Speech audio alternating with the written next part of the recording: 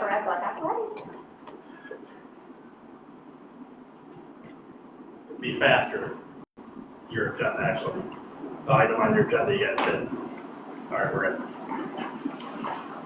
Hello, everybody. It's 6:01 PM, Village of Weberville, 115 South Main Street. Regular council meeting here in Weberville, Michigan, August 13th, 2024. Our treasurer, Jessica Cooch. Roll call, please. Schulte, Here. Schomburg, Here. Stanfield, Here. Walter, Hitchcock. Here. Claire Moore. Yes. Would y'all like to stand, please, face the flag for me? Pledge allegiance. Pledge allegiance to the flag of the United States of America and to the republic for which it stands, one nation, under God, indivisible, with liberty and justice for all. Thank you. Please be seated. We would like to add on our new business on number 9 for Mitchell's Bar, Pub, is it Mitchell's Pub? Mitchell's Pub Grill. Mitchell's Public Grill for a special permit for serving alcohol outside, out front of their place, Friday, Saturday, Sunday, which would be November 27th, 28th, and 29th. September. Sorry, yep, September. What did I say? November. Oh, wow, I'm speeding things up. So that would be for number 9 on your business. Anybody else have anything you want to add to the, And what were those dates again? 20? September 27, 28, and 29, Oh, during the Farmers Field Day event. Okay. So with that said, can I have approval of the agenda as we altered it? Motion to approve the agenda as corrected. I will second that. Okay, all in favor say aye. Aye. Pose same sign, good. Any public comment other than what we have on our agenda? Okay, yes, how are you? Sorry. Go ahead. Yep, you're ready, yep. Okay. Betty Johnson, I live in the village and I work in the library. And I just want to express appreciation for the opportunity that we've had to use this facility for both library events and euchre fundraiser events for the Friends of the Library, which directly benefit the library. So, and also I'd like to know what the sense is from the council about the continuation of that opportunity for us to use the facility in that way. No worries. Was it like gonna be once a month or? Well, Euchre Fun Night happens 3 times a year. Okay. October, January, and April. And the library events are very sporadic and really we've, for the most part, been accommodating all of the extras in the library. Any performers or programming, we've pretty much been doing it inside the library, but occasionally it is nice to have access to a bigger space. Sure. That's what it's for. You Okay. can do that. Just let the girls know in the office, they can leave it open, or your key probably matches the same possibly. There you I go. have a key, There you go. you know, for the library, so yeah, that works. Okay, Okay. I don't see any problem with the council. Anybody got a problem with that? Nope. Okay. so- Library is part of this. Thank you. You're And welcome. also the updates that you've made that they look great. Thank you. I see they're starting to put concrete in where the 1, 2, 3's been, right? Yep. That started today. I got quite. Oh, I meant specifically like in this. Oh, yeah, it's like, oh, Yeah, in this building. Sure. Really, it smells good. New carpet, new paint. Thank you. You're welcome. Thank you. Mhm. No guy said hello. Okay, any other comments from the public? Seeing none, we're gonna close to the public. It's always open if anybody has any questions, even with Josh walking on live stream. But at 6:05, we're gonna get fired up on the consent agenda. Do I have a motion here to approve our agenda as it presented? Make a motion to approve the consent agenda as presented. Second. Okay? Everybody got to see the minutes, accounts payable, investment report, revenue, and the balance sheet. Seen that? All right, thank you very much. Roll call, please. Schulte, Yes. Schomburg, Yes. Stanfield, Yes. Walter, Yes. Hitchcock. Yes. Police report. Most of the time they're here, every once in a while it doesn't work out. I guess they were not here last time too, is that right? Correct. So they missed 2 times in a row. They do have the report here, but if that's something you guys would like to do, I'm sure we could mention to Jessica Cooper. We get a little flyer into their office to mention that it'd be nice for them to meet our first one of every month. It's not the second one. That's what the council wants. But I've never pushed it. They always seem like they. Chris just came back from vacation, and then with the school coming back, in session this week, he was busy with the schools today. I did talk to him this morning. Yeah, I talked to him yesterday. And then I do believe Rashawn, I don't know if he's on vacation this week or he's doing something else this week. So Okay. I know Chris was busy with school. I appreciate it. The school is important. We want to make sure that stays safe. All right. With that said, anybody got a question with the police report, what it shows? Okay. DPW report. Ryan Jones. Lagoon maintenance, 2 weeks ago tomorrow, we sprayed the weeds. That was approved at the last council meeting. They're looking good. Probably about 70% die off right now. They did say it was gonna be 2 to 3 weeks before they died and sank to the bottom. So that was done and it's looking good. Mistigs, as always, please don't remove the flags. There's a lot going on right now. So if you have flags in your yard, please don't remove them. Just creates a lot of hassle. Don't mow over them, please.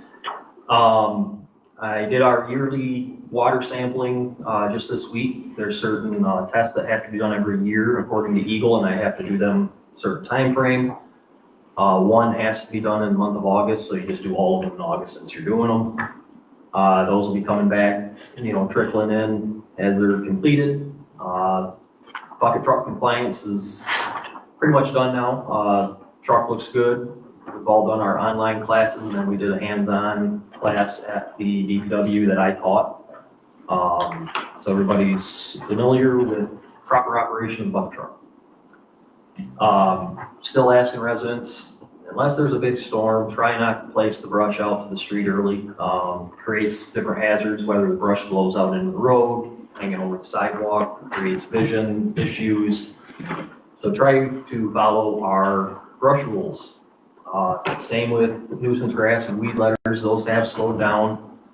Getting just a few of them now, but for the most part, people are doing pretty good on that. The lead and copper work, potholing, the outside digging that Chartier did, that is done. They did 100 addresses in 3 days. So Mitchell is now working on completing all the interior inspections. Some people weren't home, stuff like that. I just had a lady call me before I walked in the door, scheduled her appointment for next week to let us in. So luckily we didn't face any backlash on that. It went really smooth. We had 2 leaking lines on 100 addresses, which is far better than I was anticipating. I was expecting 15 to 20 lines to leak. We only had 2. So both homeowners, they were fine with it. We had them fixed and back on within an hour. Minimal cost to us, so that's a good thing. Working with Caitlin on our water distribution system, funding, stuff like that. I do have some stuff in new business that we'll discuss. Just trying to identify our problem areas and where's the best place to use our funds. Then last but not least, the fire hydrant at the corner of Elm and Grand River is complete. Functions, it's where it's supposed to be height-wise. Tomorrow, I'm gonna have 2 guys out there taking some of the sand out and start to get landscaping done around that the way it's supposed to be done. On that note, last council meeting, you guys approved 2 valves to be installed by water tap. We only ended up having to do 1. So that's why I have another valve in new business that we'll discuss. But we only had to do 1 valve to complete that project because the other valve was functional. But we couldn't tell that until we installed the other valve. So that's done and over with. I've received a lot of positive feedback at the fire department down there. And just a big thanks to everybody, council, my crews, and it went great. So that's done.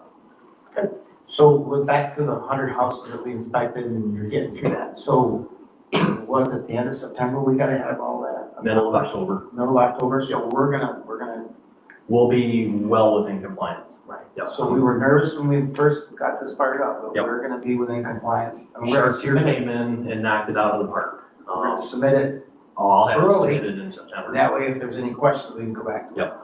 Okay, thank you. So, help Chartier. That's why we throw the Chartier in there, we were worried it was gonna take longer. One day they actually had 2 trucks in town and it took Mitchell everything he had to keep up with them. Good. So, Everything's filled back in from that too? yep, they actually filled them in, grass seeded them and strawed them, which I wasn't expecting that part. But we did tell the homeowners, you know, if they settle out or if it starts sinking, just holler. Nothing for us to stop in and throw a little dirt on. But, yep, everything is done. Nice. That was, you were sweating for that, I'm glad we got that. Yep. Around. Huge stress was lifted when they said they got it done in 3 days. Hopefully, they see we're trying to be everything in compliance, even with the other process. Oh, and on that, we found no lead. We were all copper on our side. So we are gonna be looking good in Eagle's eyes once everything is submitted. So it's a good thing. That's really good. Okay, any questions for Ryan Jones from the council? The water distribution system, I've already started working on writing a grant also, so. Awesome. Thank you for that. You're welcome. That's one of the things we need to do, you figure out where maybe a grant we can get going on that. All right. Okay. Jessica Cooch, our clerk treasurer, is your report. So the application that we filled out from the tornado last year, I actually just got email last week saying that they approved, us to get the $39,355 back. Taxes have 1 more month, and after that due date, the taxes will be sent to county if they're not paid. Waiting on the elevator company still to come and install the phone. The audit's going very well, and we should be done soon or early or on time. And office relations went really well, really fast. And did a good job at picking stuff out and instructing them. Yep. I stayed out of the way as much as possible. You got an off white instead of all white. Yes. Good. All right, any questions for Jessica Cooch from the council? Seeing none. Waterville Downtown Development Authority, Mr. Josh Rocky. Really, we're just continually getting stuff done with the Ford building of going through the architectural process and getting everything quoted out. We did just have someone break into the Ford building 2 weeks ago, and they broke a bunch of windows, they fired off fire extinguishers inside, they broke a bunch of bricks inside. Luckily, it wasn't any of the patio furniture we did purchase didn't get messed with, and nothing that was super crazy besides them doing that. I do thank Ryan, because I temporarily put a piece of board up that didn't even come close to fitting, but it was the only thing I had at the time. But Ryan came right down the next morning and got a proper one cut and put in place. But now, unfortunately, now we have to look at replacing that window or figuring it out, because we have to be able to heat that building if we can't get construction done, which sucks for the taxpayers of having to pay for a window or pay for something in there that's literally gonna get knocked out, like when we start renovating the building. But the water line comes in to the back of the building, goes up into the ceiling in the warehouse area and comes back over and down. So we have to obviously keep it warm enough so that it doesn't freeze the pipes inside the building. So, but other than that, yeah, we're open to, I told the architect when I was on the call with him and one of the contractors that is helping come up with pricing, which was Carbon that helped us before, I let them know that our priorities right now are pretty much windows, doors, HVAC, and I talked to Ryan too about the fire suppression system of getting the piping brought into the building, and then possibly the public patio, getting all that done, because then if all the only thing that would be left would be interior, which gives us a lot more play for the winter, to have them work on stuff in the winter. But you can at least try to get as much of the outdoor done before snow falls. So they're working on trying to get some pricing on that, and we'll start setting up the bid. Did we have an idea who did the vandalism? No, more than likely kids. There was on Facebook, someone posted that there's kids roaming around town at 3 o'clock in the morning, and it happened to be the same exact night that happened.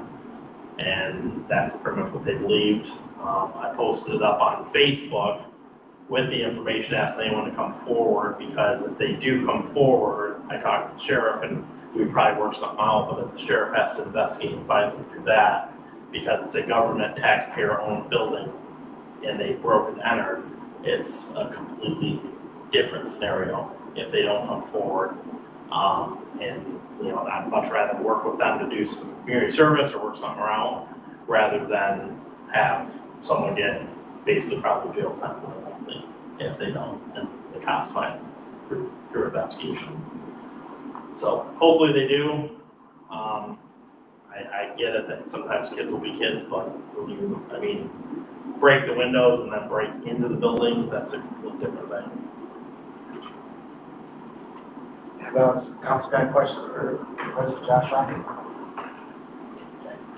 Yeah, I think Deputy Chris Haggard mentioned he possibly have a couple leads, or at least one.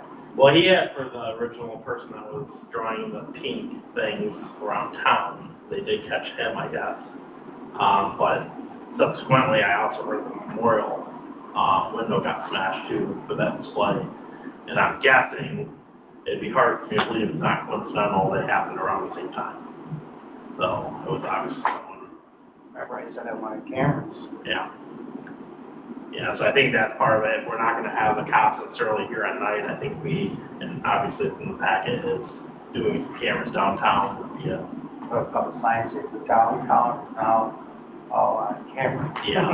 Yeah, because we will be putting cameras on the Ford building, but I think the downtown definitely, like I said, we're not gonna have police presence, necessarily all the time at night, that we need to have some way to watch the downtown. I agree. Because that's important. We have a lot of traffic close here. We do. It needs to be done. I don't think the council has anything against that. I think that's something that, I think anybody that hasn't, a lot of towns are starting to do that. Yeah. Yeah, I know Fowler Plaza. Okay, thank you, Josh Rocket. Appreciate it. Building zoning report, I see Jim Wright's got it here for us to look at. Any questions on that? See all the things he's doing? Issue one? No question from the council? All right, Lisa, report. Hi, nice to see you. Thank you. So for NISA, the fire training school is in full force. We have 2 more weeks before we're all done, and then I think we write our final exam on the 29th of this month. We are getting the new UTV delivered probably by the end of this month. So that's kind of exciting. People will be starting to train on that. I know that they have done some training on the boat already. I saw some pictures of them being out on Lake Lansing on the new boat training. I did, I see them too. So that's pretty exciting. And Well, we can't drown it like this. It was like, it's standing here. He's staying. Sorry. Calls are definitely up. I know that in the NIST report, pretty sure that maybe it's not in this packet. We were at the end of last one, 56 calls ahead of last year. So it's definitely busy. So that's all I have. Anybody have questions? Questions for? Is there a particular type of call that's not, car accident, house General, fire? I know there's not as many fire calls maybe, but definitely car accidents. I mean, we've seen quite a couple just on 52 and Grand River, like in the last week. And There's still hitting a lot of deer too. Yeah. A ton of them out there. Thank you, Sandra. you're welcome. Scott Gould, our attorney. Thank you for coming. Thank you. So White Rose, the appeal, the court promised that the court was gonna provide a ruling within 30 days after the original hearing back in April. They also, last month, told me that they were gonna finalize the opinion of the appeal court, shortly, sometime in July, and we're still in a waiting pending status of the order on that. So no news to report on the White Rose appeal. Michigan Civil Rights Department, I called them. I think they're getting exhausted of me calling them because they said, you know what, why don't we call you when we have some news? So, what they did tell me was the actual status of it is, this goes to the FOIA request with Steiner, and that, so Steiner filed the complaint, we responded, and then, the Michigan Department of Civil Rights reached out to Steiner, and Steiner has not reported back to the Michigan Civil Rights Department.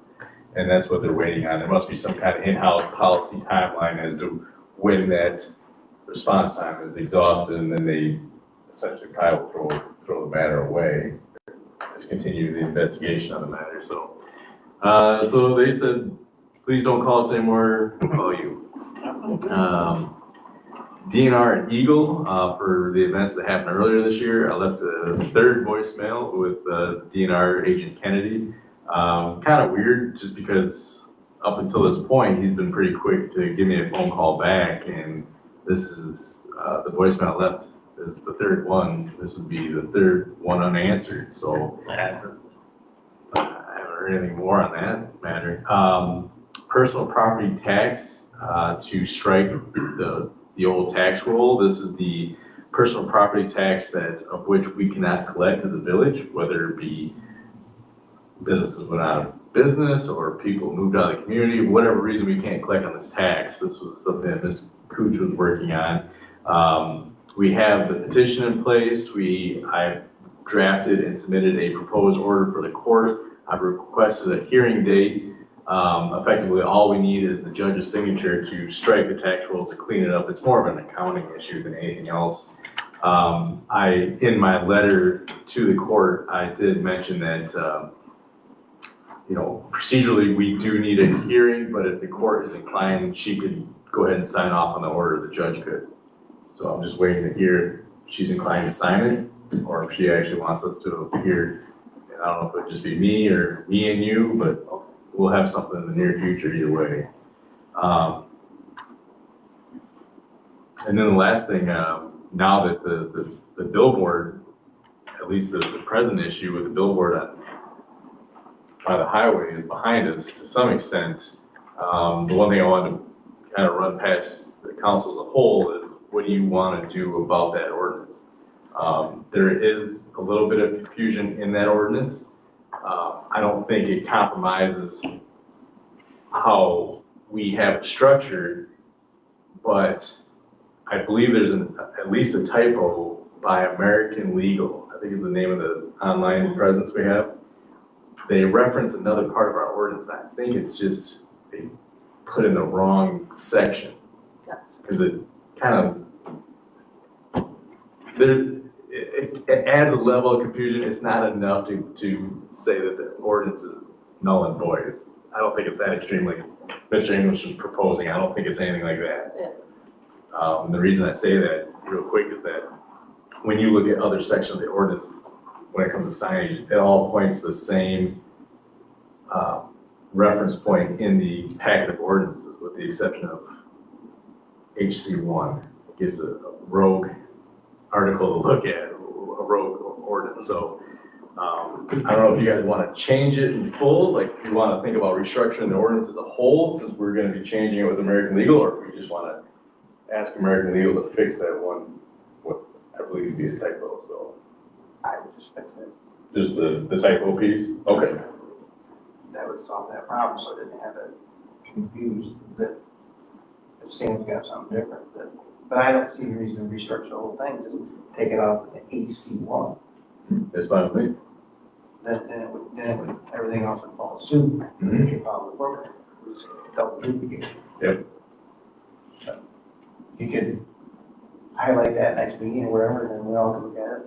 Okay. And I would want Chris Corey to weigh in or at least sign off on that change. That I trust your judgment on it, but I know he's done a lot of work on the ordinance that, you know, if he's gonna be looking at that stuff, I want him to agree to. He mentioned to us that that's exactly what he thought happened too. Oh, okay. Yeah. Chris Corey said that this is, if we just take it out the AC one, that would solve it. I must have missed that. I apologize, you didn't, yeah, I've been reassured that that's what, he said would solve it without having to restructure the whole system. But yeah, we'll do it. Okay, we'll just do the typo. Okay. I was just thinking, if there's ever a time to change it, this would be now, but if it's just a typo to keep us on track, I'm totally fine with that as well. Got it. So, and that's really all I have, Nothing on the other program, or the Owasso, Jamie? oh, Jamie, so MML, have we received anything from MML now? Okay, so Diane Nguyen did call me about MML. They had a problem with their server or something, they delayed the payout. She reaffirmed the payout's coming, don't worry. She actually called me in advance. I was just kind of sitting back waiting. In fact, I kind of just thought the check showed up and it was just normal, business as normal. But Miss Nguyen called me up and said, yes, don't worry, the check is coming, we're not double backing on you or anything like that. It's gonna be on its way, we had a problem with our server, bear with us. So that was probably 2 weeks ago. That should be Soon, so I guess what I can do is I'll put it on my calendar to say, just a reminder, before the next meeting, check in with Diane Nguyen and you to see where this thing's at, to lock it in. Council, speak what we're talking about? Yes. Okay. Okay. Thank you. All right. Scott, so we're getting closer. Getting closer. I'm looking forward to it. On the White Rose matter, I saw in my inbox some emails from Jay. Mhm. Does that have any bear? I guess that, seems like he's trying to make some sort of amends, but Well, it's, does that change anything? as to the original civil infraction and the appeal, no. Okay. That is something that still has to be decided by law, and no matter which way the court rules, preferably, obviously in our favor, but even if the court was to go against us, it would have no bearing on what Jay is trying to say in those emails. So what exactly is he trying to say in those emails? So now, because the concern with Jay is that Little Dusty's is okay, and I think there's another business over there, I can't think of the name of it off the top of my head, that they're okay. The problem lies with Jay has manufacturing in one of the buildings on that campus that is only structured to be for cold storage. And so it doesn't have a certificate of occupancy for a manufacturing site. And that's probably, I think it's Jay's primary, like, I think that's where his business is actually at. So there's two other businesses do in fact have an order for occupancy. Okay. And to go back, now I wasn't here when this happened, but that was a Carter Lumber, right? Lumberyard. And so they had probably a showroom, and then they had their own cold storage. And I think Little Dusty's then probably the showroom part of it, where it's dressed out with outlets and a bathroom and plumbing, where the enclosed lumberyard, the cold storage was nothing more than essentially a pole barn, no. Right. So if you're running electrical wires and everything else, they got a code. That's what we don't have, I think, but if, Mr. Wright was here, he'd probably be able to explain it better than I am, but effectively, I think that's the business and the problem. But White Rose still owns all that property. Yes, Dusty's and the other, whatever organization, they are just tenants. Gotcha. But Little Dusty's and the other business are fine, their buildings are okay. It's the White Rose Manufacturing. I don't know if it's called White Rose Manufacturing, because White Rose owns the campus, owns the whole premises. I don't know. Owns the land. So his whole thing with the COA is almost unrelated to the outdoor storage, right? Right, well, so I just seen an email from Jim Mills either yesterday or today. Now there is another problem with storage because part of the campus, Jay is doing outdoor storage for an unrelated party to the property owner, which is against the original certificate of occupancy. my understanding. So now we've got this other issue that's now coming on the horizon with Jay Rippon in that property. So, Fun continues. it's pretty wild.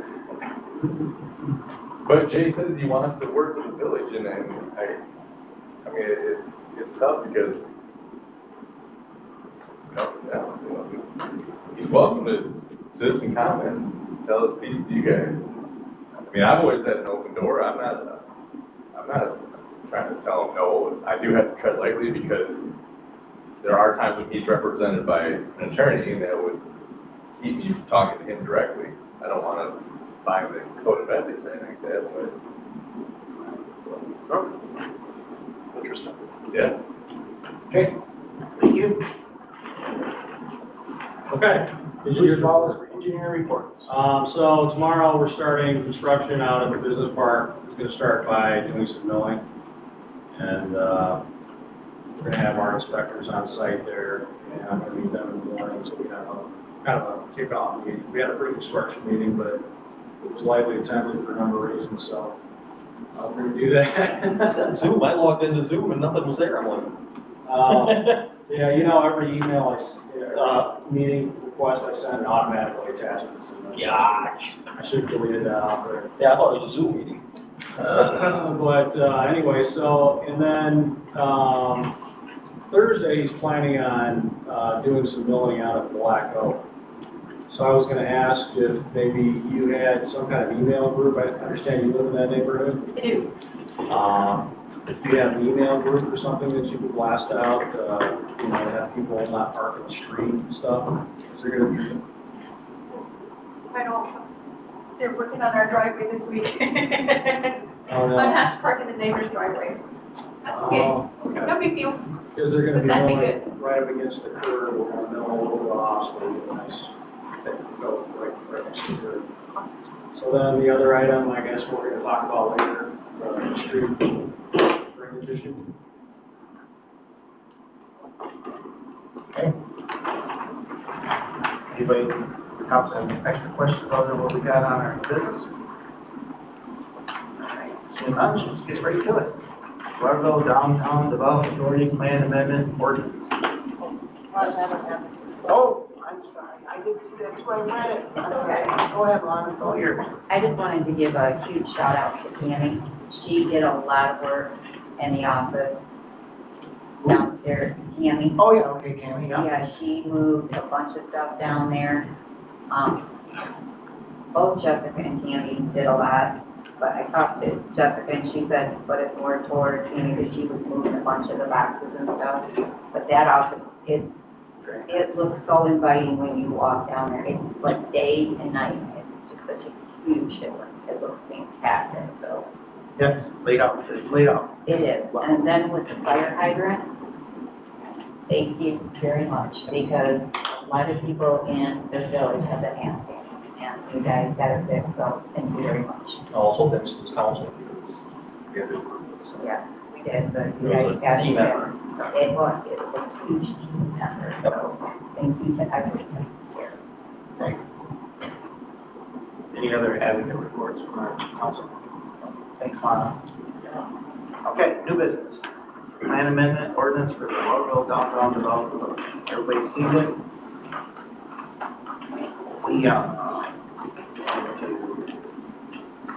We're working on the resolution of it, correct? Yeah, you approve the resolution and approve the plan amendment. Now we have to do an ordinance in order for it to be done. So I recommend we approve the ordinance as presented, page 134. That was documented and set up by our Right, attorney. John Wormwood. John Gorman. So moved. Second. Second by Sandra. Any discussions? This was prior to the last one. I'm pretty happy you did it in 4 pages. Nice. I appreciate that. All right. Seeing none, roll call please. Schulte. Yes. Schoenberg. Yes. Stanfield. Yes, Walter. No. Hitchcock. Yes. Okay. CAT meeting, August 21st at 3 p.m. And from Capital Area Treasurers meeting. I keep thinking it's like an engine caterpillar. I didn't know that was like great. So with that said, we got mileage on that, and where's it at? It's an ultimate, so, there's a little thing.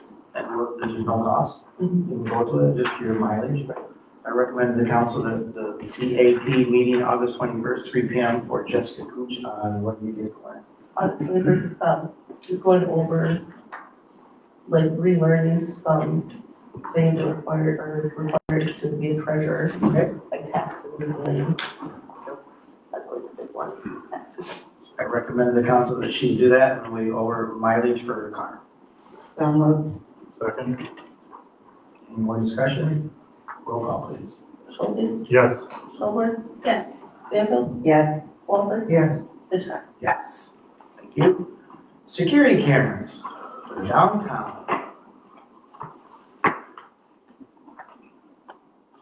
I like what Z Solution presented, it seems very reasonable. Where would these be mounted? It's on the next page It'd over. be basically on a four square. Oh, no, I'm sorry. Go ahead. Yeah, be on the four square, like probably one on the one corner, one on the other corner. Who owns the poles?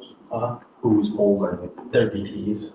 Do we have to have rental on them or anything to put a camera up? That's something we can discuss later. and then, I just wanna make sure we have our bases covered. Yeah, I mean, technically, we could actually mount them, they're black, I mean, they're nice looking, so we could actually mount them on our actual poles. That's what we they want to. So, I mean, there's options there too. That's what I was wondering about, so. and What then, about the party store? Would it be too high up there off the brick if you might, or Bob would let us do that? Probably can't see it around the corner. Yeah, Oh, gotcha. and then who is going to be monitoring? the sheriff's department would have 24/7, 365 access to those at all times, Internet based? so, yeah. And they're gonna be the only ones monitoring? I mean, if the village wants access to them, then that's fine too. I mean, so the MBR unit's gonna be stored in our office just because of the cabling. We have to be close to the cables, plus our actual internet connection can handle, if every sheriff is stringing off that, we can handle it. So. How long will, the loop be in terms of video storage? The current storage is set at 30 days. We can expand it out, but 30 days because Randover is so busy. It's gonna be a lot. Yeah, I don't know if you mind though. We might even look at, once we actually get the analytics of how much storage is taking, we'll probably look at it because then what we might end up doing is maybe we adjust it based on times, where we concentrate more on nighttime activity rather than during the day. And are they 360 view or directional? They're directional, but they're PTZ, so they actually move, so the officers can actually move them. They can also track, so when they see activity like we have at night, because there's less traffic and stuff, they can actually move when they see something, they can actually follow people around. They also do have license plate readers integrated in them, so that's another, thing that if someone's driving down the road, you can see the license plate gates, there's a theft or something in the area. Most of the cameras are like 180, unless you. Yeah, it goes all the way around, but most times, I mean, you got it's like 160 degree lens, which is pretty good lens that can be, we probably have them face strategically so that you're getting them downtown as much as possible. But then, like it's at because we're not gonna have them move every time a car goes by, because that would wear them out very fast. But we can have it set up, it's got AI in it, so it can actually see if it sees humans, and it can actually start following them around. So like, again, at nighttime, if someone's at 1 o'clock in the morning walking down the street, it can follow them, to see, just to record what they're doing while they're downtown. I mean, not trying to be big brother on it, but, as I was telling you, the only time we've ever, in the history of all of our clients, the only time we pull film, because let me tell you, when pulling film is very boring. People are very boring. So the only time you ever do is if there's an incident. When something happens, then you can actually go back and you find what happened. Yes. So why is it that the store owners can't install their own security? They could. Yeah. You sure could. So, I mean, It's just a village, like Chelsea, Michigan, I think they have their own cameras. Follow those cameras throughout the whole I actually talked to Fowlerville, Perry, and Langsford. And the police are the only ones, except for Perry, the DPW supervisor has access, other than the police department.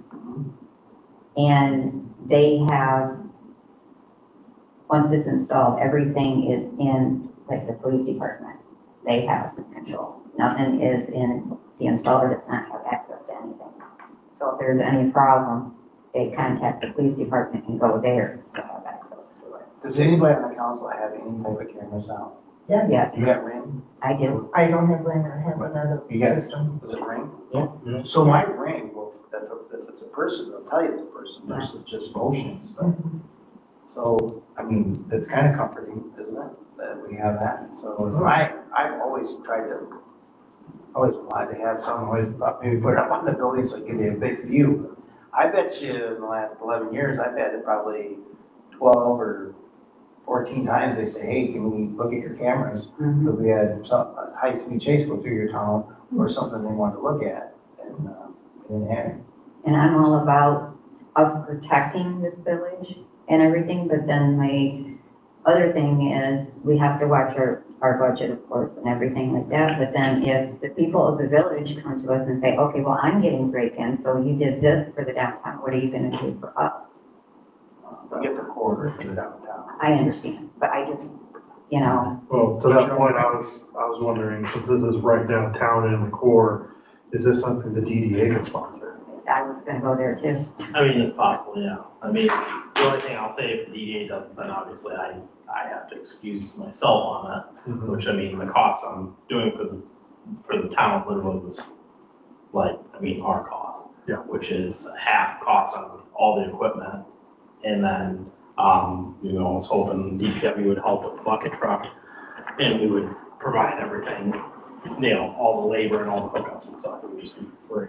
I think we can stick with the village of Waterville because we are asking the DDA to help with our industrial on our roads. So this is something we should at least try. It's a small portion of reinsurance.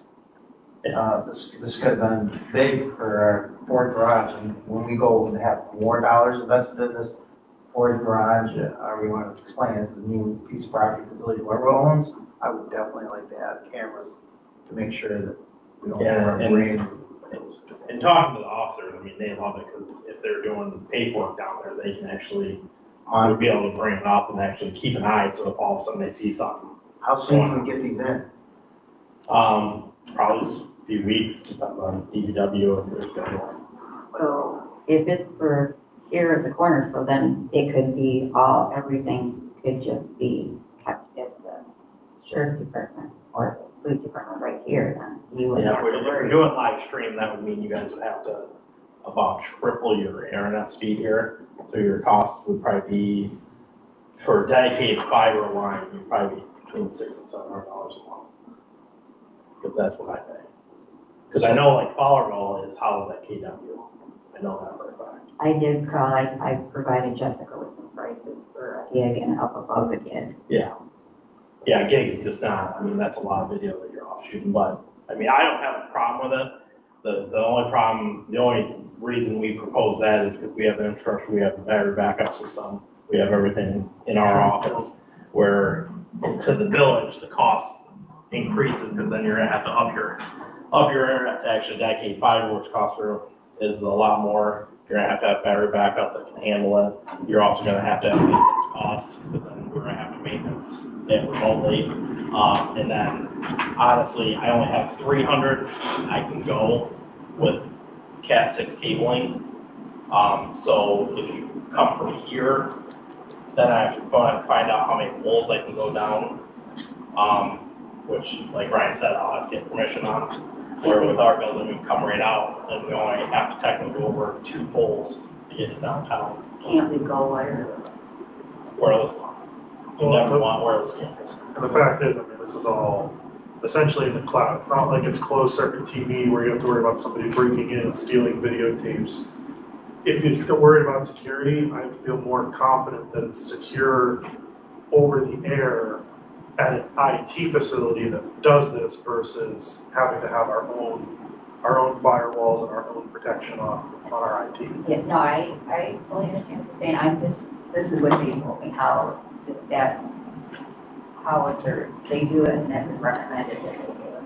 Yeah, And it was so that there was no questions asked or anything, and that was only they had access to it. yeah, I don't disagree that. If I think, something happens and there's an investigation, there's no, well, they could back it up. I think the sheriff's department's the only one that should reasonably have access to it. Which we reached out to them, Jessica did, to try to see if one, that they would help cover some of the costs. Because it obviously benefits them, is that, and they honestly, I think they'll use it as tools for our officers, I think we use it, but I don't think the sheriff's department really cares, honestly. I mean, because they just don't want to pay for it, they don't want anything to do with it, which seems weird to me.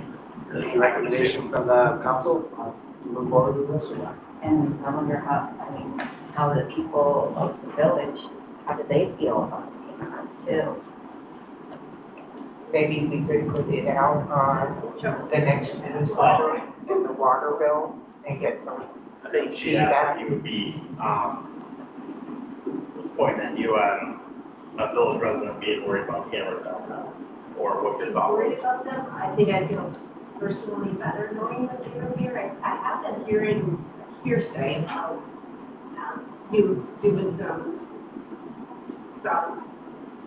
Nothing firsthand, and I'm not on Facebook, so I don't get my information that way. So my neighbor on Apple Lane was fearful the other night about some lights that she saw over on the school property. Then tied that together with some vandalism that she was told about that was occurred downtown. Yeah. I think personally that people would feel safer about it, at least knowing that it's not going to, it could be a deterrent. Yeah. Gotcha. Well, for the council, I recommend Z Solution. It's a small price to start something, see how the cameras will work, get some feedback. But I think that I recommend the council on Z Solution, the quote EST-02520, not to exceed $3,270. And it's a small start to see if we can keep our town safer, and it's so moved. Second. more discussion. Seeing none, roll call. Bolton? Yes. Schoenberg? Yes. Stanfield? No. Walter? No. Fishback? Yes. So Jessica Cruz, did that pass? That was fast. Okay, that's passed. Okay. Thank All right. you, Josh. Thank you, everybody. I just don't know, I want more information. Beach Street drainage discussion, Mr. Brian Jones. Wanna go first? Go ahead. Yeah, go ahead. Oh, yeah, I know you said something on it first. Going off the email, that Bruce provided, drawing of plans, See it? he did have Jason Sebastian send in a quote. I asked him questions earlier about it. I did have 2 other quotes obtained off of this drawing, from 2 reputable local construction companies. I included them in the packet, they did come in lower, for the same work. So now it's just up to council, if that's something that needs to be approved. I do believe we need to move on this. Whoever does the work, it has to be done. Just looking at that being a brand new road, and when it rains, that water just sits, and it's gonna rot that road right away. Everybody know what we're talking about, what area? On, A lot of those, but. on Beach Street, Beach Street. after the new construction, it's a real flat area, there's no drainage. So Okay. when it rains, half the street stays flooded for a day or so until it, go wherever it goes. Cars push it off the road, seeps into the ground, but it sits right on the edge of the road. Water and roads, they don't mix. So Bruce drew up the plans. I think they look great. It would solve the problems, I do believe, as does Bruce. So we did have quotes. We had a quote from the original contractor, Jason Sebastian. He did the work last year on Beach and Apple Lane. And then basically just to see, just because of the price, I did have 2 local contractors come in as well and bid it off the drawings Bruce provided and right on site. And they came in lower. I did provide them in the packet. One is from Mark Stevens, Stevens Construction on Williamston. They do 90% of all the digging in this town on our waterworks. Then another one is a contractor that I've dealt with for many, many years up Perry, Cordier Excavating. Nothing against Tim, but I think he's been doing this work since before dirt was invented. So he gave us a good price, and him and Mark Stevens are in the same ballpark on it. So it's, Was it 8,800? Yeah. I don't see that. I just wanted to make sure Okay. council had all the information on it, just so everybody was educated on it. Other than that, that's my involvement. When can we get moving on? Everybody's saying September. September? Yeah. Okay. All right. Stevens has probably spent the most time underground in this town. In this town, yep. Yeah, it's question. Yes, go ahead. Mr. The drains, like drainage and all that stuff, isn't that all supposed to be handled by County? I would say in this case, no, it would be the drainage within the village of Weberville Road system, so. Okay. If you Well, got- isn't that their responsibility though? If you got to the drain plug, Okay. but it's not getting to the. Okay, I just want to make sure. It can't get to the drain with that. Yeah, if it One, was- I know they have a big lump sum of cash that for any maintenance or anything they have to do in town, with the last project they did, they have a bunch of money waiting to just, that all the taxpayers are paying for. So I didn't know if that was something they would handle, plus obviously I also wouldn't want to end up stepping on the county's, do something and all of a sudden the county's like, hey, you guys did this and that's our responsibility and now we're gonna fix it and then cost taxpayers even more money. We gotta have to fix it. I don't think they have a certain restriction on this. Okay, I just know that they, they're responsible for where the water goes and that's rain and drainage, so. And I know that they were pretty So when they're, over the top on that. now if we can't get to the drain, there's one over here that didn't get to the drain, but they're the ones that put it in, and it was higher than the road. So whenever the road flooded, it never got to the drain, they refixed that, that was Yeah. over here. by They where- did? where Rob Osterly's. Yes. Yeah, they Okay, came so and they- they figured that out. So where this is flooding here, if it was something they did, but we're the ones that did the new road and everything, and we got all done, it's beautiful, and it holds water, and it's not getting to the drain. Now, was that actually new road or was that just the top? Top of it? Well, what we did there was we pulverized the existing road, compacted it in place, and then added asphalt on top of it. Okay, Sorry, a little extra to get the party road. right, okay. Well, that's what I was wondering, because obviously if it was a brand new road, the brand new road obviously should be drained, so it'd be obviously a warranty issue. It's a Band-Aid. Yeah, it's, right.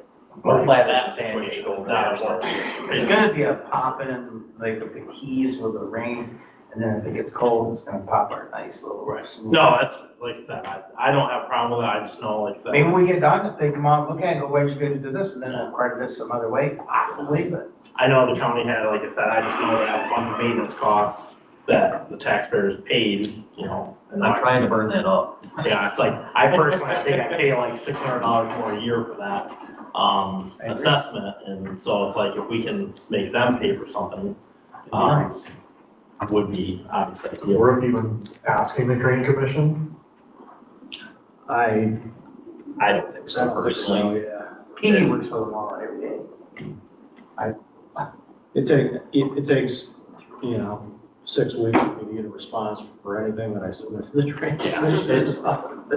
And I don't think, at the end of the day, they're gonna say it's ours because it's a flat situation, new construction,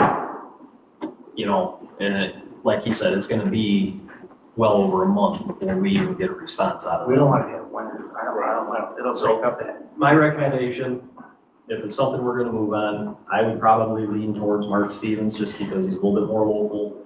He's very familiar with our town, where we're at. And, I mean, we're not gonna get a much better price. I don't think we're contractually obligated with Jason Sebastian, because it wasn't part of the original bid, the original project. But, like I said, I was just wanting to provide numbers to educate council, so we knew that we were doing the right thing. And Mark Stevens actually looked, he's seen it with us flooded too. Yeah, and I showed him the pictures that I have on my phone as well. But Mark has seen it in the rain. He has. We stood out there Friday morning last week and, he went right over the drawing, everything on it, so. And sorry about the printouts for the prices, I just had him text them to me because I didn't have a chance to see them before tonight to actually get his written quote. That's a written quote, won't change, that's why I printed it. Okay. So, From the council here, or you want me to fire away? go for it. I recommend the council to use Mark Stevens to repair over here on Beach Street, where we have water standing on our new existing blacktop paved road that exceeds over to Marty Road, not to exceed $8,800, and to be done before the end of September of 2024. So moved. Second. Any discussion? Seeing none, roll call please. Schulte, Yes. Schoenberg. Yes. Stanfield, Yes. Walter, Yes. Hitchcock. Yes. Summit Street, valve and fire line. Like I said in my report, last meeting, this council approved 2 valves from water tap to be installed, over there on Elm Street. I only ended up needing 1 valve. So I've had this kind of on my radar. Wasn't sure how I was gonna proceed, but now that I kind of have another valve sitting there, I mean, we haven't paid for it yet, obviously, but it is there. The line going up Summit Street, north of Grand River, we have multiple broken valves there that we can't use. So anytime we have a water main break on the north side of town, North Summit, North Howard, Pine, Cherry, Beach, we end up all the way at the corner of Howard and Chestnut Street, south side of town. We come down to Chestnut and Main Street, and then we go all the way up North Main Street, just to try to control the water. Doing so shuts down 2 restaurants. Happy Days is now open, Mitchell's Pub. They lose water if this occurs because I can't control water in that back alley where they're getting water from, including urgent care. So I want to put a valve at Summit, just north of Grand River, for the same price from water tap. It'd be the same concept as what we did over on Elm Street. And then in the same hole that the DPW will dig in the road, the same hole that we don't have to have 2 holes in the road while we're there. I would also like to have water tap do a 4-inch branch tap that will supply a fire suppression line to the Ford building. DPW would have the valve in stock. All I have to do is mount it to the water main. The water tap is there to install the valve. They would also drill a hole in the water main. I'll leave the valve there. I'll have it buried. I'll mark it underground. When the DDA is ready to do fire suppression, all they have to do is hook to that valve and they have water there. We don't have to dig the road up again, nothing. So since the DDA has always worked well with us, you know, the road projects, money, anytime we need help, the DDA has been there for us. It's the least I think that we could do out of our water fund, $1,000. We already have the valve that's been sitting on the floor of DPW for probably 10 years. Don't even know where it came from, but I think it's something that we should do. I need the valve, one, but then for the fire suppression line for the Ford building, I think it's just a no-brainer since I already have the whole the water mains exposed. Well, we approved for 2, so we don't have to double approve that. All we did is approve for this extra $1,000 it's gonna cost. However you want to do it. I wasn't sure, so that's why I have. Right. Well, we approved 2, one, so, It's the same He's just exact gonna- price, right? Same price, same price per bill. so the second one's just different street. Yeah. Right, it's just gonna be on a different Yeah, street. so like, I wasn't sure how to proceed with it, so that's why I just had him give me the quote, and here it is. Josh, do you have a And the- problem with that?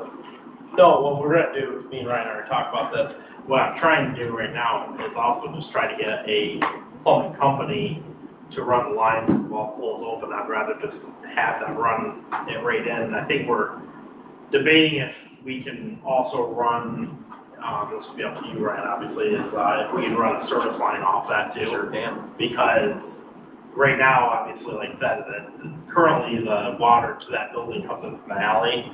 It comes into the building and then again, like I said, it goes up to the ceiling, across and then back down, which obviously is Not good. not a good scenario. If we can run it, the idea with fire suppression is gonna be in the basement. We can run the water into the basement too, and then get rid of that line completely and abandon that. That would be ideal, and if we can work with Ryan, get a plumber at the same time, it's only one hole dug up, they do their thing, connect it all up, and then they fill back in, or, you know, saves us money, saves the village money, saves everyone pretty much money. Yeah. And, I mean, I think that's a big positive. So, at this point, the council to recognize that the second valve we didn't use on Elm Road, we're gonna use it on the beach north of Grand River. I recommend that we also. Summit. North of, no, Summit. On Summit, north of Grand River, yep. So, we'll just do an eye on this, because we already got the money there that we did before, we just wanna make sure we all agree that we get, the two valves will be down on Elm Road, one's on Elm Road, one will be on or Summit. Right. And Somebody then say. we're gonna approve the $950 for the 6x4 tap. They're not installing a 1-inch corporation, that's why it says if necessary, they're just gonna do that $950 tap. Okay. So that's why you basically are gonna approve, for them to $950, tap the line. not to exceed $950. And that's gonna be from water tap. Yep. I recommend that to the council. So move. Second. Roll call, please. Schultz, Yes. Hobart. Yes. Stanfield. Yes. Walter. Yes. Hitchcock. Yes. Josh Rock, you got everything you need, make that work so we do that underground? We don't- Yes, yeah. Sealing water is not good. The architect right now is making sure that what the flow rate would be that they would require and getting that to us just to be on the safe side on it. And then I'm more than happy to call, I don't know, but Lou would probably be the best person for that, probably, and try to get them in there, because like I said, if we just hook it up, be done, we can get rid of that outer line, we disconnect it, which then I don't have as hard of a problem heating that building, because I could literally just heat the basement. Yeah. Like, A finished part. yeah, and not have to worry about warehouse. Number 6, Val Turner, Ryan Jones. Okay, so, last couple of months, Caitlin and I have been kind of analyzing our water system, our funding, working on our immediate needs, our 3 to 5 year goals, and our like 10-year outlay goals. Where we at, where we think we need to be, where's the money going? So our water system is aging, you know, with minimal maintenance done over the years, which is common in every community. So speaking with Caitlin, she said that we can do this, we have this money in my water account. So what this machine does, the heart and soul of any water distribution system are the valves. You're gonna have water main breaks, you're gonna have accidents. If you can't control your water, you're in a lot of trouble. Not only does it create customer service issues, it creates health and environmental issues as well. If I can't control the water, it drains our system down. Now we're looking at boil water advisories, stuff like that. You don't want to get involved with that, it's no fun. So when a water main valve is installed in the ground, I included some pictures, they like to be turned. They don't want to just sit there. So a new valve, American Water Works says every 1 to 2 years, a valve should be fully exercised, open and closed, usually 3 full cycles. That way it prevents any buildup, keeps the valve moving in operational condition. Most communities have never done that, us included. So, In my time here in Weatherville, the few water main breaks, accidents, whatever the reasons I've had to shut down a water main, it's a struggle to find valves that work. Like I said about Summit Street valve, you know, we gotta go a long ways, we gotta turn a lot of valves.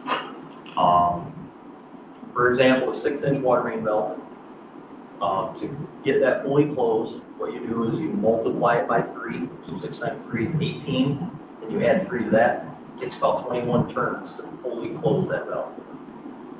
These old valves, you can't just walk up to them and turn them, 21 turns and it closes. Generally, you'll get 14 turns your first effort. Open it back up, spin it back down, now you might get 18 turns. Now you gotta open it back up, close it back down, now you might get your full 21 turns. We don't have manpower to do that. That's very tiresome.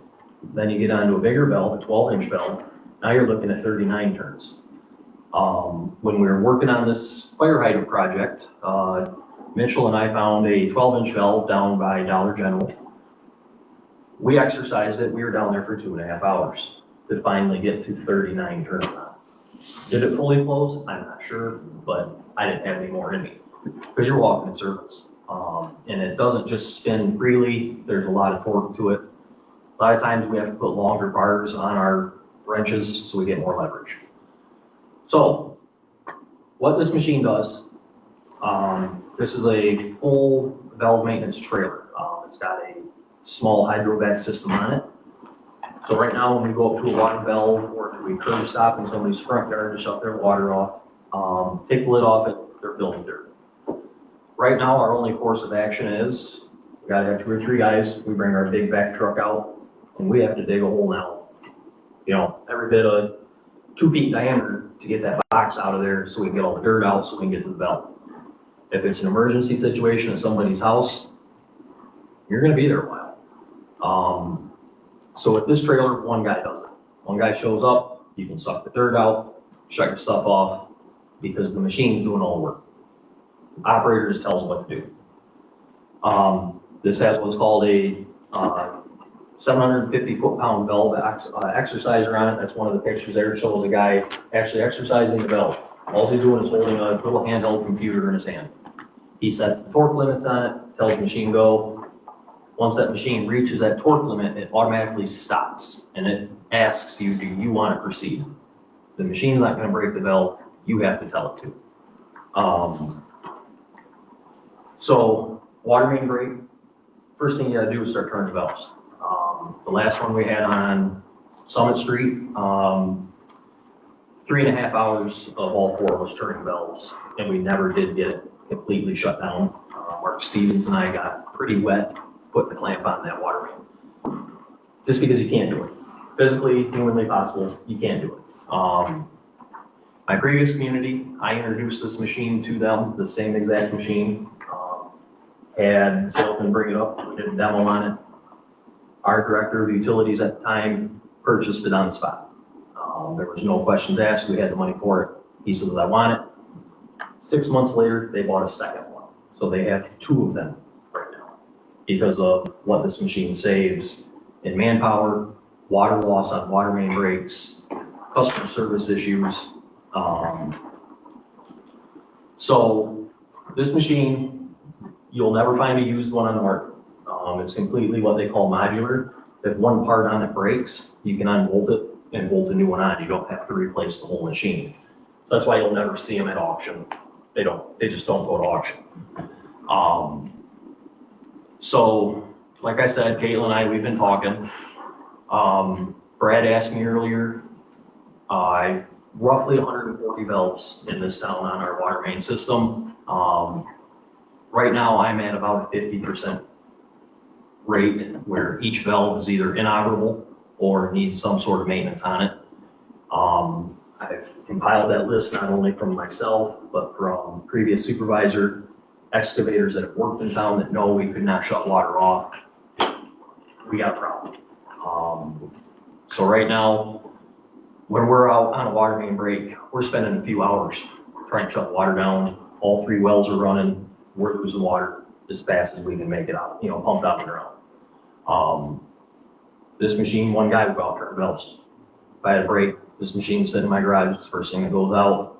One operator can go do that, while the rest of the crew is out setting up traffic control, working with Mistig, you know, doing the other stuff that's required on a water main break. While one guy is out turning valves. That's all you have to do. Comes with, software, it's their own proprietary software, for tracking our valves. It counts the number of turns, you put in the size of the valve, counts the number of turns, you put in what kind of condition the valve's in. That way, when we are getting ready to bid out a water main project, we can say, well, history says we have to replace this valve, this valve, and this valve. Here's where we have to go to shut off this section of main in order to hook up the new main. So it has its own tracking software. We can use our GIS mapping that has all of our GPS coordinates. We can load those in to our controller on this. So if I have 4 feet of snow, it'll tell me where the valve's at. I can just look up coordinates, it'll follow, it'll say, there's your valve, metal detect, you find it. You don't have to measure anything, there it is. Other than that, like I said, a lot of communities are getting them because of the importance of the valve exercising program. They don't want them to just be sitting in the ground doing nothing. So with this machine, I was thinking, you generally don't do it too much in the wintertime. But, you know, next summer, if I have a slow day, slow week where I have somebody available, you know, not much going on, guess what? Go out and start turning valves. You know, we just did a water main project here on Main Street, Beach and Apple Lane. Those valves haven't been turned since they went underground. Out in the industrial park, that's a relatively new part of our water system. We had a main break out there earlier this year. I couldn't shut it off. 12-inch water main valve. Max and I ended up getting, it was 37 to 38 turns, but we just could not get it to shut off anymore. And finally you have to cut it loose and say, well, we're gonna do it live. You have no choice in the matter. Now luckily, the type of break it was, you know, we didn't get wet, nobody got hurt. But if it was something worse where we had to cut in pipe, you cannot do that live. So you have to be able to shut water off. And that's what this machine does. Like I said, my previous municipality, 6 months, and they bought a second one, just because of what it can save and what it does. So it's a product that I firmly believe in. Being a water operator, you know, we're a small unit here. One guy can go out and do it, you know, one phone call, say, hey, I got a main break. I'm not gonna be there for an hour. Other operator lives closer or whatever. They can get the machine and they can be out turning valves while the rest of the crew is showing up. I mean, that's how easy this is. Anybody can do it. I can train anybody in this room in under an hour to do it. So I did talk to the salesman again. I think the quote says 10, 12 weeks. He kind of called bull on that and said, I'll have you a machine in less than a month. They come out of Chicago. I actually represented this machine at a previous job 20 years ago. That was where I first became involved with this machine, so I do know what they can do. I've seen them firsthand. And then also on the operator side, it's something that I firmly believe our water system needs, because we don't have the money to go out and do complete water main replacement projects. But this can help cut that down. If we have valves that operate, it makes our life a whole lot better customer service too. So. Well, thanks, Ryan. Yep. Okay, Scott. Something like this, if we had this machine, and it would be attractive to other communities that don't have it. I only learned it from the lagoons walking around and around. You probably could run a merry-go-round. And so, what would be the ability if we had it where Williamson or Valdo wanted to use it, and we had a set price on it? Would we have trouble charging somebody if they wanted to use our machine? Because prior to this, I would, you know, we're supposed to be non-profitable, but this is expensive machine where. I think we could do it like an intergovernmental agreement, and it's not, I guess for an example, I'm trying to think of like, say Owasso has, they sell water to other communities, they charge, there's a price that comes with that. I think this is kind of similar. I mean, this is a benefit to the community. I don't think we're looking to make a living off this machine per se for the village itself, but, to at least pay for the cost of it, I think is totally appropriate. Hourly cost and operator, you just charge a rental fee with the operator. That's what I remember. Hourly rate, whatever. And it's gonna be an emergency situation generally. You're not gonna take it to another community and perform a, valve exercising program for them. But if they're in a situation where they're struggling to get an emergency situation under control, you know, take it. So Go. to that point, are there any communities around here that have already made this investment that we can then rent? City of Wausau has 2 of them and they will not rent them. Nobody down here. I don't know of anybody close by. I think Board, Water and Light has them, but generally the bigger communities aren't gonna let them go. So And what, like the 12-inch main, when you couldn't quite get all shut off, this machine will cycle it back and forth to the point where it shuts itself keep off? exercising it, because that's what a valve wants to do. Because what happens inside these valves is you get iron buildup, we get phosphate buildup because we have to put phosphate in our water. So when the gate valve's coming down and trying to seat at the bottom of the valve body, there's residue built up in there. So as you're bringing the valve down, water's racing through and flushing through. So then you bring the valve back up, let water flush through it, then you bring the valve back down, and it helps break up whatever's inside that pipe. Key is you want to do it, usually it takes 3 full cycles on a valve that's real bad. So if you did 3 full cycles manually, could you got that one shut off that day? You guys just, your arms were wore out, right? Your flat wore out. Yeah, your arms were all wore out. You know, we have That's 4-foot why- bars on it, you're walking in circles. You're losing count, you're like, wait, where did I start my count, where did I end my count? Because in the world of water main valves, you live by counts. How many turns do you have? This machine counts them. You start out at 0, the machine will count it, 18 turns, it hit the snag, it felt torque, so we'll back it off 3 turns, it'll up the torque a little bit, and then it'll try to come back through again. So that's nothing a human can do. Valves, they want slow, steady pressure. None of this herky-jerky, you got 2 or 3 guys on bars, and all of a sudden, 1, 2, 3, go, and then you snap that valve stem. Where this machine, it's a very slow, very steady force of pressure that's being put on that valve. So, like I said, I seen it as a salesman of this machine in multiple communities, and then I seen it as an operator. I introduced it to my last municipality, they bought 2 of the things. Because we had a section of road that had never been shut off. They were front page of the newspaper. Gould Street, Gould and Oliver Street. They never shut that water main off. In 3 hours, I had the water main shut off with that machine. And, I mean, it was sold, and it does, it sells itself. How many water valves does the Wausau have? Was that? How many water valves do they have? Oh geez, probably in their whole system, I would have to say pushing 10,000. Yeah, you know, and that's why they bought you, Right. you know. Now, does that have an issue with, 'cause I know we've had historically issues with every time you guys have to shut water off and then apply it back, you tend to cause more issues with our super aging infrastructure. I know even in my office, I have issues. I always know when you guys have water main breaks and you have to shut it off, because usually like one of my toilets ends up getting hammered to absolute death when they turn it back on. So This turns it on so slow that you can't even tell, because it's turning it so slow. You keep the machine at an idle. I can do it fast, you can turn the idle up on it, Yeah, but there's no reason to. You okay. know, I was just asking for the fact that It's you're a- it's a cycling all these. very slow, steady pressure. Yeah, It controls the surge of water coming back into that water main after you turn it back on. okay. You know, so you're always gonna have a little bit of stir up once you bring full pressure back to the main. Yeah. About that. We try to run a hydrant, flush it out of a hydrant instead of flushing it into holes and build, businesses, but Bonnie, you said you're working on trying to. Because I know we used to have that all the time Our with water that, distribution system.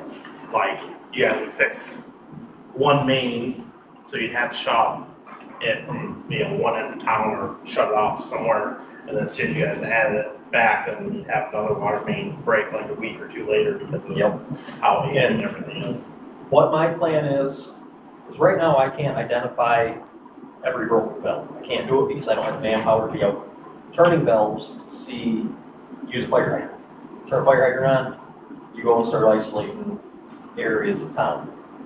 I don't have manpower to be out turning 9, 10, 11, 12 valves to see if I can shut that fire hydrant off. I don't have that manpower. And that's why communities don't do this, because they don't have a machine like this. There's only one other manufacturer of a machine like this, and there are about a $5,000 price difference, but their build quality is, and I'm not gonna name names because I don't want to get into product slandering or anything like that. Communities don't use it. For a reason, they're not built to this quality. Sure. You know, so you're asking, I'm asking for a good chunk of change here. It is a sole source provider. There's no other machines like that market. What's the, sorry for asking question, just trying to educate on, what's the maintenance on that? Like, mainly just because obviously with it sitting, it sounds like it might sit for a year or two unless you guys have emergencies. This will be used every week. Every week? Oh, yes. Okay. You grease it, change the oil in the engine. I went with the gas engine option instead of the diesel engine because the diesel was about a $10,000 upgrade. You don't really need it. Like I said, my previous community, one has diesel, the other one has gas. The gas unit does just fine because all it's turning is a hydraulic pump. The hydraulics are doing the rest. So you're not putting any torque on that motor at all. Since you have the experience with the equipment, how often do you run into situations, I know you said you can set torque limits, but my experience with things of this nature is that they're usually problem finders, and it usually leads to downstream costs, right? You can do that. That is a downfall of having a valve maintenance program, a valve exercising program. You will break valves, but that's gonna happen no matter what. Whether you're there in an emergency situation because I have a water main break, I'm gonna go get on that valve, it's gonna break. There's no doubt about it. Last time we had a leak right in front of down by your house, I couldn't shut it off because there's a broken valve right there on the corner. Yeah. So you will break valves. It's nothing that you're doing wrong as an operator unless you crank the power all the way up from the very get-go, which is, I can tell if an operator did that. If I sent one of the guys out and they're like, I'm just breaking valves, I can look in that controller and I can see what torque they started at. So if they started at 750 foot-pounds of torque, we're gonna have a problem. You start at 150 foot-pounds, that's the bare minimum. If the machine needs less than that, it will automatically lower itself down. It will drop itself down to 50 foot-pounds of torque. And that's on a valve that you can turn with one finger. So, that is a risk that is involved in any valve turning program. That's why you do it in summertime. You don't do it in winter because in the wintertime, you don't want to take that project on. But my goal is, like I was saying about the valve, is on Summit Street, I want to be able to go out and identify where my problem valves are at. And then we can fix these valves in-house. It's nothing that we have to start contracting out. We have able-bodied individuals. We have two of us right now that are trench safety certified. We've both been to all the classes. We have able, capable bodies now to do this work. We have good equipment. We have the knowledge, the know-how, but now we got to figure out what valves we have that work and don't work. So that's why I'm asking that we get this equipment. Price is going up.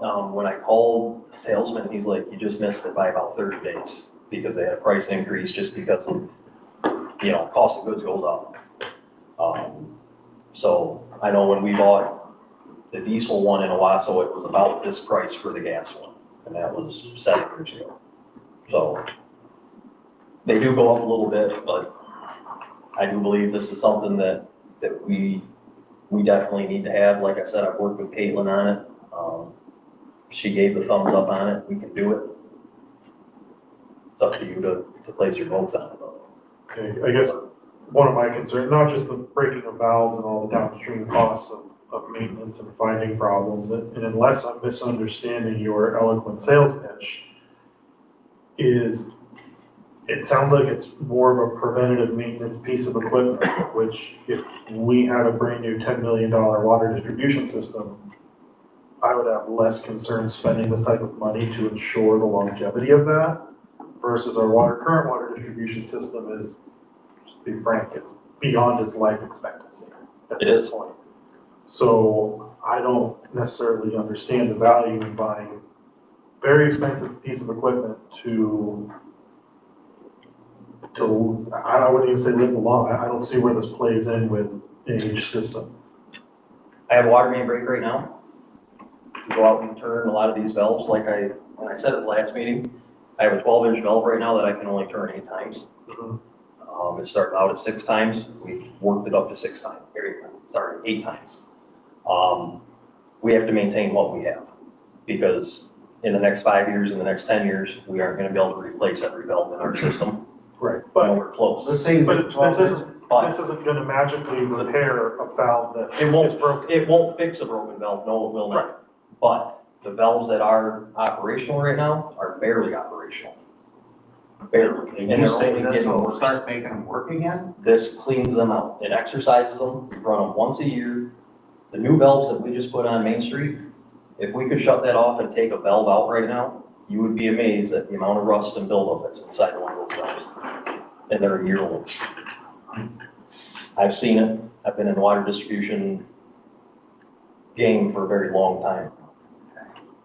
Valves need to be turned. Once a year, they have to be exercised. It doesn't matter if the valve's 60 years old or if it's a brand new valve, you gotta exercise it.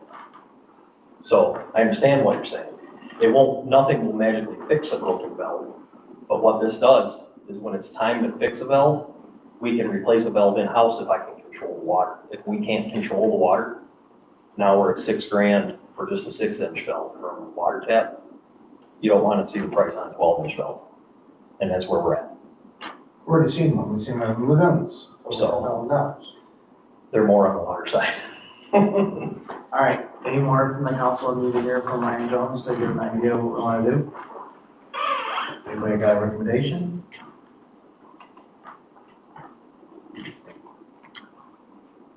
Sure, I recommend, valve permit for the purchase of the valve maintenance trailer. Gotta be a motion. You're making a motion, right? Yeah, that right. For the purchase of the valve maintenance trailer, not to exceed $82,912.40. Second. Okay, any more discussion? Roll call. Bolton? No. Schoenberg? No. Stanfield? Yes. Walter? Yes. Hitchcock?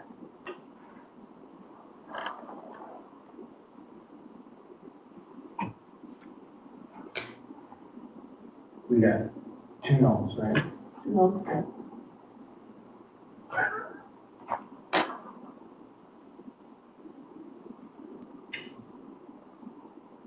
And you said we talked with Caitlin. It's coming, That's the only reason I brought it, it's was coming out of the water fund. Solely out of the water fund. capitalized out, so she said we can do this. So it's not part of the motor pool. Not part of one pool at all, it's all water. That's the only reason I brought it, was because Caitlin gave me the approval. I didn't bring it blindly saying, well, let's check with Caitlin, so. Yeah. Yes. And with that said, when it shows up, I'm gonna get with you, we're gonna have some type of documentation, because I think it'll accelerate other communities surrounding us. I do too. And then I want that set up. Good. We're gonna have somebody tell me that we. In emergency situations, you know, we figure out an hourly rate, and I agree with that. Did you want me to permanent contract for it, or do you want me to? What's that? A permanent contract for, the issue if they need it? I think we'll wait till we take delivery of the machine. Okay. I would like to see it in action. When too, it, please. when it comes in, I've already got my eye on 19 different valves that it's gonna go to first. So, and first and foremost, it's gonna be on that 12-inch that goes out to our water tower, because that's priority one right now. Give us a heads up when we want to see that operate. Yep. And I thank council, I mean, I understand the no's, it's a big purchase, but I Right. thank council because, I'm responsible for this water system. Yeah. And I firmly believe in the valve exercising, you're gonna have main breaks, can't do anything about We started the dump truck, which was 104. This is the trailer you got full line of pickup for 82, so. But like I mean, said, it's a discussion perhaps for a later date once the machine lands, but I'm generally reluctant to rent out such an expensive piece of equipment. Our guys will use it. nobody else would be out. Our guy. We would have an with it. operator. Right, and then Weberville is without those resources. Oh, I no. understand It that, stays hooked to our truck and it comes back to Weberville. It would not stay Yeah. anywhere. no, we're Or- down the man who's running it. Oh. I understand that there would be recuperated costs, and I'm not, Right. I don't want our neighboring communities to go without. I love the idea of being able to help them, but it's more wear and tear on a piece of equipment, it's more maintenance costs, there's more risk in it breaking, and it's one less person in the village that could be doing stuff for Weberville. I respect what you're saying. It's a discussion for another day. Yep, and that's why it would be solely emergency situation. So I understand, we're not gonna be like, hey, I'm heading to Fowlerville, So, yeah, I understand that completely. And moving forward, that's definitely something we'll work with, so. Thank you, council.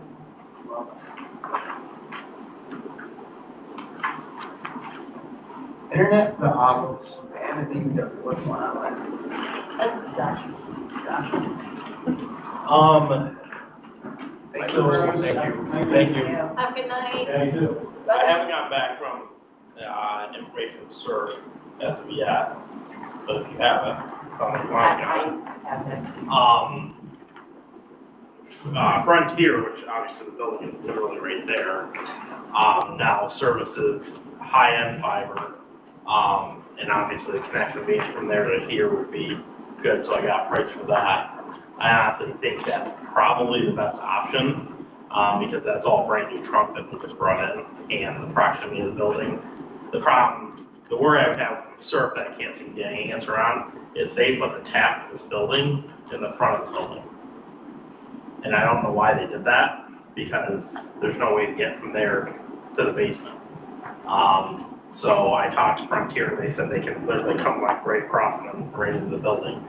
So, I think there's no contract at all with them. Right now, the WOW is starting to become very inconsistent here, because I can see it on network equipment, it drops out a lot, I can see it even in feeds a lot, it's terrible. So my suggestion would be to go Frontier, and then we can always change it later. Frontier doesn't service DPW, so I'm working to see who can actually service that. They don't have fiber down there. Did I miss it? Is the Frontier contract or is it no contract one? Just month, which is shocking. Yeah. Because that's a build out, but obviously the building's right here. So I think that would be the best option for right now, and then look at the option for DPW. I like the idea from an IT side, I like the idea of having two different, because with ISPs, you don't actually get any break by having multiple locations. They treat it all as separate locations. So I'd rather have DPW on different internet anyway, because then if there's a crazy situation that happens where internet goes down on one, then the other, part of the village actually works, and then, Jessica and Tim can go and hang out with Ryan for a day. Yeah, I charge rent. But from a security standpoint, it's just better to have them on two separate networks anyway. The quote on the second page here, who was that for? That one is for SURF. I actually called SURF. Oh. And so you can see the lowest is the 200, and then it goes up to 2,000. And it talks about how you get the modem and the router. They did say there is no contract with them either. Yeah. They also do not, sorry guys, they don't go out to the garage either. They literally stop like 2 houses right before the garage, although they are talking about it. They even said, we can't promise you if we are or when it would happen. She said, I did have one on there, wasn't it the 500, I took a picture of what the 500, 1 to 1,600, 1,800 square feet, I believe it was. They said if there was complications, you know, that they may have to charge more, but we have. Yeah, right. So they also do have for one phone line, which is what we have, if they don't do multi, that would be $24.95 an additional month. So I just wrote down what they offer. Yeah. Yeah, like I said, I don't have necessarily a problem with Surf. I do know that they get their fiber trunk is actually from WOW. I know that for a fact, and I know WOW is currently possibly being bought out. Yeah, So, yeah, so I don't know. Yeah, they were. Yeah. You are correct. Yeah, so I don't know who's the buyer. I don't know what that's gonna change their pricing model. I mean, it'd be nice if we could get Surf out there, but Yes, sir did say, it's like, once you get with, that's the price for life. yeah. That Price is, lock. I have not had, and knock on wood, I have not had issues with Surf at all. Nor have I. They've been real good to me. I just figured But it's good to have the multiple quotes. I think it's a no-brainer. I mean, the geography of where Frontier's building and their cost That's is, kind of what I was thinking. not to mention, A lot less likely to have issues because literally the building's right there. well, and the phone line is, you know, rather expensive versus I know we're looking at having Z do phones, so I think I would make a motion to approve, the fiber quote from Frontier. We're just leaving the DPW as is for now, right? Yeah, I'm still gonna work on trying to find who sources that, because then you guys have to, because I think your connection's like a 30 meg, and it's ridiculously slow. It's whatever your Wi-Fi router is. So Yeah. You had a question? For the building, for the building. saying you need a motion. Yeah. Second. For Any Frontier. discussion on, Yes. where now? So this is just strictly for the office, Yes. not DPW. Yeah. Roll call, please. Shelby, Yes. Shuffler, Yes. Stanfield, Yes. Walter, Yes. Hitchcock. Yes. All right, Makes training so much easier. Then you'll spearhead that with them, right? Yeah. Okay. phones closed. Phones closed. Yeah, I talked to when we were down there doing some moving of some data line stuff, I talked to Jessica about it. We obviously provide voice phone service, we've been doing it for about 7-8 years total. And we have a lot better features. I also like the idea that I didn't realize DPW doesn't have a phone down there. Our system works on any internet service. So I like the idea of adding a phone there because then they can, our system does voicemail email. So if it's a non-emergency, we can set up a phone tree that if they call the village, they can say, you know, for emergency for DPW, press this. Which would be helpful too, because that can be changed by Jessica through a portal. So you wouldn't necessarily need the village's phone. So if something happened where like you were unavailable, we could actually just, she could go in there and quickly change it over to like Mitchell's phone number. And then, so if someone called the office and hit that, it would just go to whatever cell phone was available. The other thing is the voicemail email is very helpful, because then when someone leaves an email or leaves a voicemail, it shows up in your inbox in your email. You can click on it, you can listen to it, you can go back and forth. It also shows the phone number of who called. So that essentially it's like, oh, this is something that Ron or Brad need to handle, or Sam, here, forward it off. They deal with it, and then the girls aren't having to write down notes or send out an email, they can just forward it off. Same thing with PPW, if it's a non-emergency, they call that phone down there, leave a message. You can be, you know, down the road and all of a sudden get, listen to them and be like, okay, well, that's not something I need to deal with right now, or, you know. Same thing, and then send it off, so I'm just gonna send it off. Right. Well, you can, I don't know how good the guys are with their email, like if they have it on their phone, but the same thing is, you know, like forward it off and say, hey, Mitchell, take care of this for me. Yep. And it just makes, that's like one of our best features that like every client we have loves, because then you're also not sitting there and be like, did they say 6 or 9? Yeah, try to replay it. What are they saying? Like, I don't understand what their phone number is. So that's just helpful, and I think, like I said, for even the council, I think it'd be helpful, because if it's something that someone needs to deal with, they can just forward it off, and then the girls aren't having to relay it. So it helps out. I Have like we that. gotten any quotes from any other companies? Yeah, I mean, you guys currently have a vendor, so. Yeah, the one we have now is $100 a month. Okay, They don't have any of those features though. okay. And then how much would it be, 177.75? Yeah. What we have now is just for one line, right? So,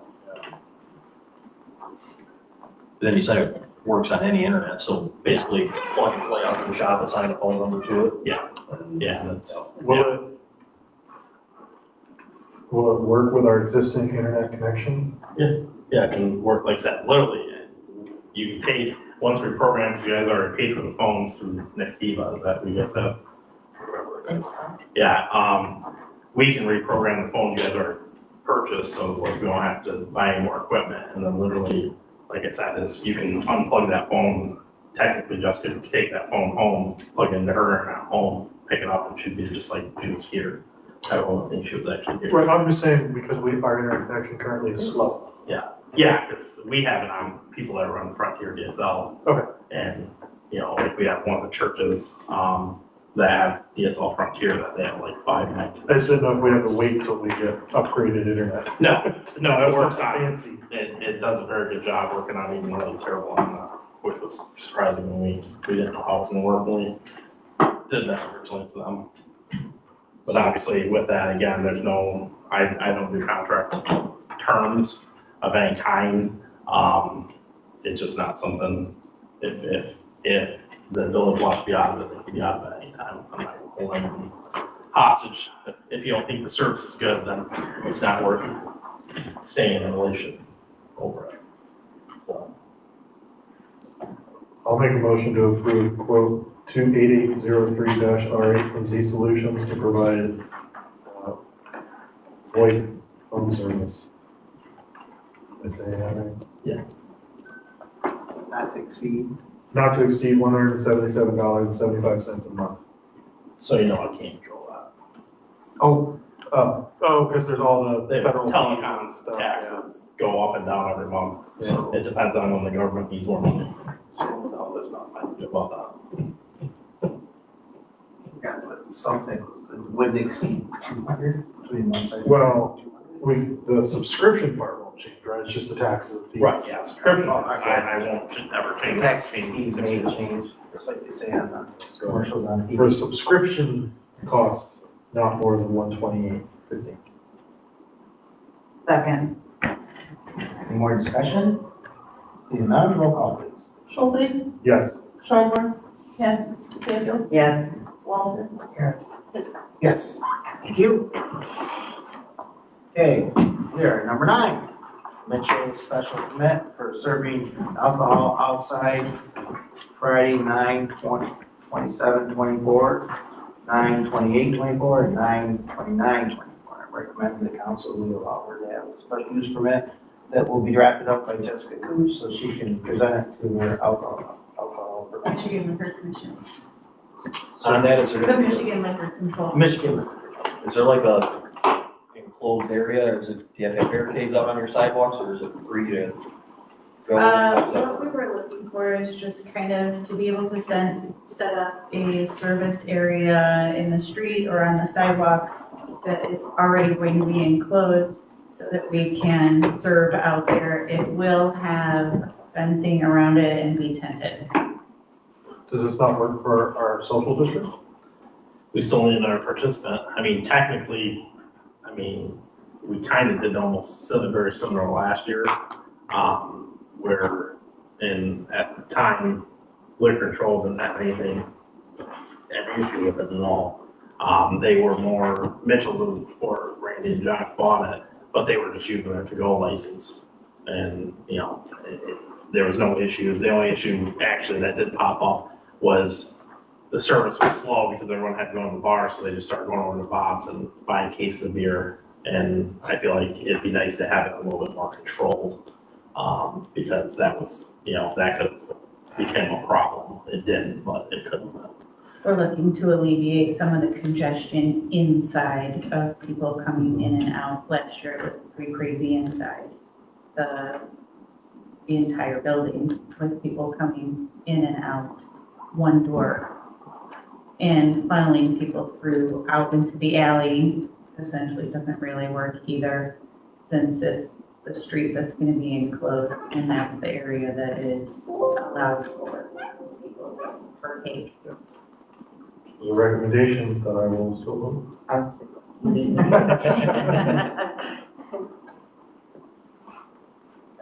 So you got a second? Todd? Yes. So moved by Sam. Any more discussion? Seeing none, roll call please. Schulte, Yes. Schoenberg, Yes. Stanfield, Yes. Walter, Yes. Hitchcock. Yes. We'll get there. She'll draft it. Scott, you can look at it before she starts. Sure, I'll do it, good. Yeah, just take a look at it, make sure it's, what do you call it? CCNR? That one. Josh says the phones will work on any internet connection, so Jessica, we can take the phones, plug them into her internet, and say, yeah, we're at work. We're sitting up front. Just saying, it's an idea, There, pretty cool. Okay. it's an idea. Food is amazing. Josh, don't hook the cameras up yet. The counter the counter downstairs, if anybody hasn't had a chance to look at it, but Oh, Ryan Jones did an excellent job. It was all of us, it was not just me, but it was a team effort. It's still not done, there's still a few little touch-up things, but I thank you, and I will relay the message to everybody involved, the whole DPW, Tammy, Jessica, council. So, I mean, I think it worked out and turned out great, in my opinion.